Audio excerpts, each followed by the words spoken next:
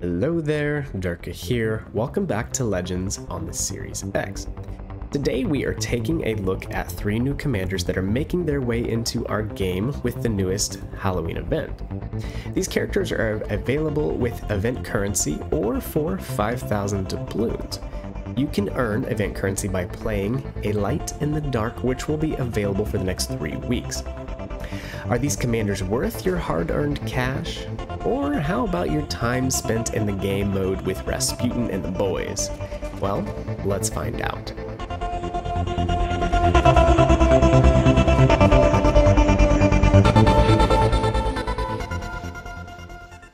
We have a new Japanese destroyer captain named Sano, and we are going to start with him. Fully maxed, Sano here is going to boost your destroyer's speed by 2% and your incoming fire dispersion by another 2%. As a commander for the IJN, he is exactly the same as Tanaka, except for his special perk, Sprint Master, that increases torpedo speed at the cost of range. The second commander we're going to look at is a Kriegsmarine battleship captain. That's right, another one. Clarice's base trait is going to improve your turret traverse 3% and your rudder shift by 3% when she is fully leveled up. As a commander, she is essentially a better looking Ciliax, but instead of Brawler, she has a perk called Boomsticks. Boomsticks buffs your reload by 10% and your torpedo reload by 15%. The only drawback is it makes your shell grouping 10% worse, which is very risque for a German battleship. Moving on, finally we have Ivan. Did I save the best for last? Well, yes I did.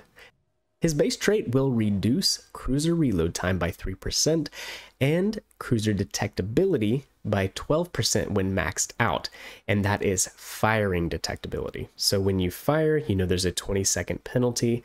Well, maxed out, he will reduce that 20 seconds by 12%. He is basically a steampunk Indiana Jones Kuznetsov with a superior version of fixated in slot 4. Eventually, when leveled out, you could have 8% better grouping and 8% better dispersion at the cost of detectability. But let me just say, Russian cruisers, they're not very concealed to begin with, and if you're firing your guns, normally you can be spotted by, 15 or 16 kilometers. So I think this this version of fixated in slot 4 is actually pretty strong. It's called Fear My Roar. So, there they are, folks. I can already see the wheels spinning in your heads. What fun builds we could make out of some of these new commanders. So I brought 3 along today. These are my personal opinion. Some of them are kind of memey.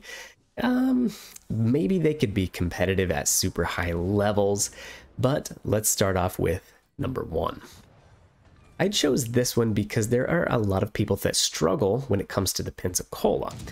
The American cruiser line, American battleships, and American destroyers are some of the most played lines. A lot of people are trying to work their way up to the Baltimore. Now, Pensacola is a delicate monster. She needs to be treated right to coax that power from her. Her main drawback is 100% the extremely slow turret crawl. Now, with one of the original Halloween commanders, Victor Einstein, it cuts the traverse speed way down, and it really turns the Pensacola into an animal that will haunt Red Team's dreams. But if you do not have Einstein, it is worth taking a look at Clarice as an inspiration. Stock Pensacola turret 180 time, 45 seconds. Clarice can shave around 1.4 seconds off. Now that doesn't seem like a lot, but if you pair her with Madden, you can take another 4% off, and all of this together could make Pensacola a little more playable for you on your grind to Baltimore. Not to mention that Clarice also assists with your rudder shift. This setup, you could similarly look at doing this on other American heavies like New Orleans, Wichita, Indianapolis, other ships that have slow turret traverses. You could also look at it for the Soviet ships that notoriously have slow turrets, and sometimes the Japanese cruisers as well. And the 2% buff to your rudder is definitely not going to hurt you be a little more agile and mobile as a cruiser. Now the second one is one of the favorite ones that I kind of thought up with. I call it the Disappearing Act.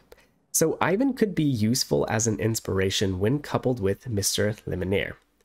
Both of them cause your detectability time when firing to be shorter, so the 20 seconds we talked about earlier, you can shave some time off of that. Now with Liminaire fully maxed and Ivan fully maxed, you could shave around 37% off of 20 seconds. So you could drop spot after firing your guns around 12 seconds after shooting. So this could be pretty helpful for large caliber cruisers like Alaska, Azuma, Siegfried, Stalingrad, and similar ships that have long reloads. While you're waiting for your guns to cycle back and you're playing at long ranges and you're, outside of spotting range, you could quite simply disappear. This can be pretty effective as a playstyle, especially if you get yourself into a tight spot. Simply stop shooting and hopefully disappear and reposition to another spot. 8 seconds is plenty of time for a couple of the enemy red battleships to line up shots and to blap you into next week. Also, don't forget that Ivan buffs the reloads, so that could help these super cruisers with the long reloads as well. The third one, last but not least, you could consider placing Sano as an inspiration on your original Soviet destroyer lines. Think Pod, Nevny, Minsk, Leningrad, Tashkent. These are boats that are usually played as long-range destroyer gunboats. So a 2% buff, if Sano were maxed out to 45 knots, could add nearly a knot of speed, in addition to adding 2% to your dispersion value. Maybe you could couple that dispersion with Vian, fully ranked, and a full rank camo. You could be looking at increasing incoming fire dispersion by 10.5%. This could make you a pretty annoying enemy and very, very hard to hit. Overall, as inspirations, I think some of the numbers don't seem terribly significant, but I do see why they went this route, because when coupled with others, you can come up with some pretty wicked stats. And again, tailor your ships to your own playstyle, which is what Legends is really all about.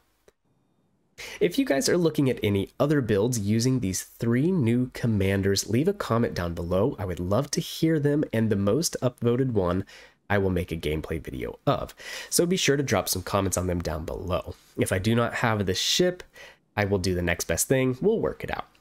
Overall, guys, I would say when it comes to whaling for these commanders and spending your hard-earned money, they, to me, are not Weimar-esque.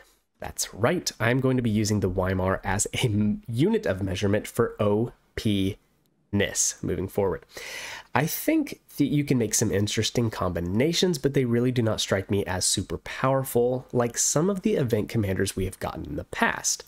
And with that said, I'm looking at you, Vincent Mordoff, and Einstein. If you happen to earn enough event currency for 1 or 2 of them, hey, have at it. If it was me personally and my money, I would maybe grind for Ivan. And possibly Clarice if you think you could use Boomstick, or if you like those inspirations.